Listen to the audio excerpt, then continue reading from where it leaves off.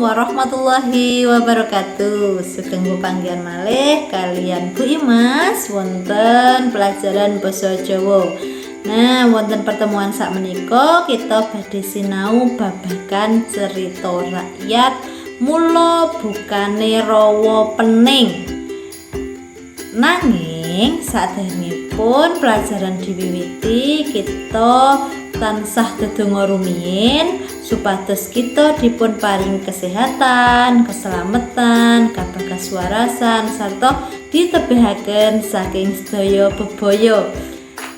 Sasampune berdoa utawi dedonga, langsung kemawon kita milai. Nanging saderengipun anak-anak sedaya kedah nyiapaken alat tulis nggih niku bolpoin kalih buku. Nah, mangken poin ingkang penting saged dipun catet nggih. Nah, salajengipun monggo dipun simak kanthi permati.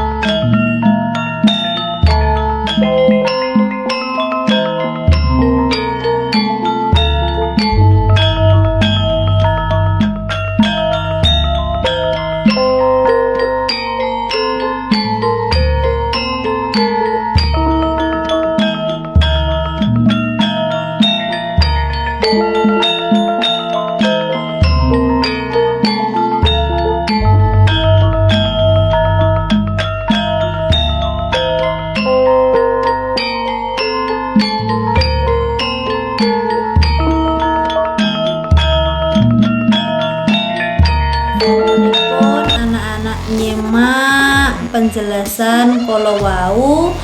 Sakmenika anak-anak kedah mirengaken ceritanipun asal mula utawa mula bukane rawa pening.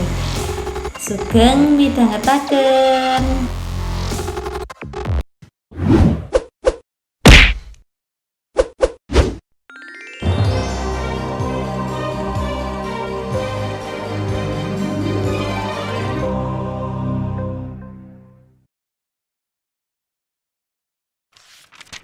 Asal-usul rawa pening. Cerita dari Provinsi Jawa Tengah. Jawa Tengah, sebuah provinsi yang beribu kota di Semarang. Provinsi ini berbatasan dengan Provinsi Jawa Barat, Jawa Timur, dan Daerah Istimewa Yogyakarta di bagian tenggara. Di Semarang, terdapat sebuah danau yang bernama Rawa Pening. Danau yang kaya akan ikan ini memiliki kisah asal-usulnya yang masih diceritakan secara turun-temurun hingga sekarang. Pada zaman dahulu kala, ada seorang anak kecil yang hidup sebatang kara di sebuah desa terpencil. Ayah dan ibunya sudah lama meninggal. Anak kecil itu sudah tidak memiliki keluarga hingga harus hidup sendirian. Anak kecil itu bukan anak pada umumnya. Yang Maha Kuasa memberikan kelebihan kepada anak kecil tersebut. Iya, anak kecil itu ternyata memiliki kemampuan menyembuhkan berbagai penyakit. Setiap hari, rumah anak itu didatangi oleh warga yang meminta pertolongan. Tetapi, selalu saja ada yang dengki dengan kelebihan dan kebaikan orang lain. Hari itu, seorang nenek sihir melihat dengan penuh kedengkian rumah anak kecil yang ramai dengan orang. Malam harinya, nenek sihir itu mengetuk pintu rumah anak kecil itu. Maaf, Nek. Ada yang bisa saya bantu? Hei bocah, gara-gara kamu, sekarang tidak ada lagi yang datang berobat padaku. Maka, terimalah hukuman dariku. Si nenek sihir yang jahat itu mengarahkan tongkatnya ke arah anak kecil itu. Tiba-tiba saja, tubuh anak kecil itu memiliki luka yang membusuk dan baunya sangat menyengat. Nah, rasakan sekarang tubuhmu bau busuk. Orang-orang tidak akan mau lagi dekat denganmu. Keesokan harinya, beberapa warga desa datang dan terkejut melihat kondisi anak kecil itu. Hei, apa yang terjadi denganmu? Kenapa tubuhmu menjadi seperti itu? Anak kecil itu menjelaskan asal-usul tubuhnya bisa penuh luka dan berbau busuk. Malam harinya, ketika sedang tidur, anak kecil itu bermimpi mendengar sebuah suara. Pergilah dari desa ini dan carilah seorang perempuan tua. Dia yang akan menyembuhkan penyakitmu. Pagi-pagi sekali, anak kecil sudah berangkat meninggalkan rumah dan desanya. Dia menempuh perjalanan menyusuri hutan hingga berhari-hari lamanya. Hingga akhirnya, anak kecil itu kehabisan bekal. Dia pun menuju ke sebuah rumah penduduk desa. Maaf, Pak. Berilah saya sedikit air dan makanan. Anak kecil bau busuk. Pergi kau dari sini sekarang juga. Cepat pergi. Begitulah, anak kecil itu selalu diusir setiap datang ke rumah penduduk. Bukannya kasihan, mereka justru merasa jijik melihat keadaan anak kecil itu. Anak kecil yang kehausan dan kelaparan itu melihat sebuah pesta di kampung. Ketika datang ke pesta tersebut, orang-orang langsung mengusirnya. Setelah kembali mengalami pengusiran, anak kecil itu kembali melanjutkan perjalanan. Di tepian desa, dia melihat sebuah rumah gubuk tua. Dia pun menghampiri gubuk tersebut. Maaf, Nek. Bolehkah saya meminta seteguk air saja? Nak, semalam aku bermimpi kalau aku harus memberi minum dan makanan ke seorang anak kecil yang tubuhnya penuh luka. Sepertinya anak kecil itu kamu. Duduklah. Aku akan mengambilkan makanan dan minuman. Anak kecil itu makan dengan lahapnya. Selesai makan, tiba-tiba saja tubuh anak itu sembuh seperti sedia kala. Nak, lihatlah. Luka dan bau busuk di tubuhmu semuanya sudah hilang. Nek, aku juga pernah bermimpi mendengar suara agar menemukan seorang nenek. Sepertinya neneklah yang dimaksud suara dalam mimpiku itu. Mungkin sudah menjadi takdir Tuhan. Semua yang terjadi ini tidak terlepas dari kehendak Tuhan. Nek, kenapa penduduk kampung ini sangat sombong dan suka menghardik anak yatim sepertiku? Nak, penduduk di sini memang hampir semuanya sombong. Mereka akan mengusir warga yang kurang mampu. Dahulu rumah nenek ada di tengah desa sana.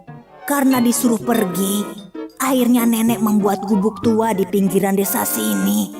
Nek, nanti malam bersiaplah menaiki lesung. Akan ada air banjir besar di sini. Tapi, mana mungkin bisa ada banjir? Sekarang, aku akan kembali ke desa sana. Malam pun tiba. Pesta yang diadakan penduduk kampung itu berlangsung sangat meriah. Anak kecil itu datang dan memanggil para penduduk kampung. Hei anak kecil, cepat pergi dari sini. Atau kami tidak segan bersikap kasar padamu. Kalian pasti tidak mengenaliku. Aku adalah anak yang tubuhnya penuh luka. Sudah, tidak usah banyak bicara. Kamu tetap saja anak gembel. Cepat pergi dari sini. Kamu mengganggu pesta penduduk sini. Anak kecil itu segera menancapkan lidi ke tanah. Aku akan segera pergi dari sini jika kalian mampu mencabut lidi ini. Para penduduk itu bergantian berusaha keras mencabut lidi tersebut. Sungguh aneh, tidak satu pun yang mampu mencabut lidi itu. Orang yang berhati jahat tidak akan mampu mencabut lidi ini. Dengan mudah, anak kecil mencabut lidi yang menancap di tanah. Tidak butuh waktu lama, desa tersebut tenggelam dan menjadi sebuah danau. Tiba-tiba saja, nenek sihir datang. Hei bocah, jangan kamu kira aku akan berhenti menyihirmu meskipun desa ini sudah kau jadikan danau. Dasar kamu penyihir jahat. Kali ini aku akan melawanmu. Jangan bermimpi bisa melawanku. Hanya seekor naga yang mampu membunuhku. Seekor naga, tunggulah di sini. Aku akan berubah menjadi naga. Hei bocah, jangan lari kamu. Seekor naga besar pun muncul dari dalam danau. Nenek sihir sungguh ketakutan. Hei nenek sihir, sungguh sia-sia hidupmu. Hanya kamu gunakan untuk berbuat jahat. Sekarang, terimalah hukumanmu.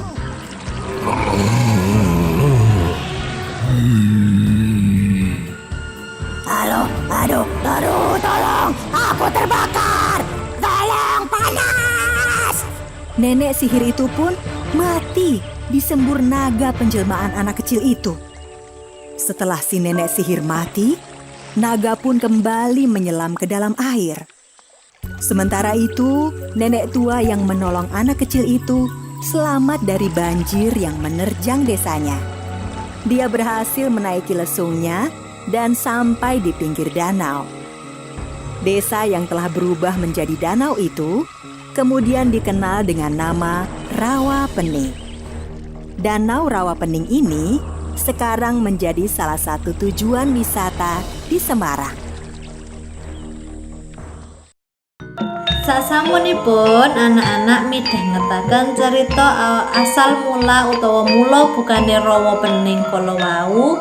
Sakniki anak-anak angsal tugas saking ibu inggih punika madosi amanat cerita asal mula utawi mula bukane Rawa Pening. Nah, cekap semanten anggen ibu nderekaken pambelajaran saat punika menawi wonten kalepatan kekirangan ibu nyuwun agunging pangapunten. Ibu akhiri wabillahi taufik wal hidayah. Wassalamualaikum warahmatullahi wabarakatuh. Dadah.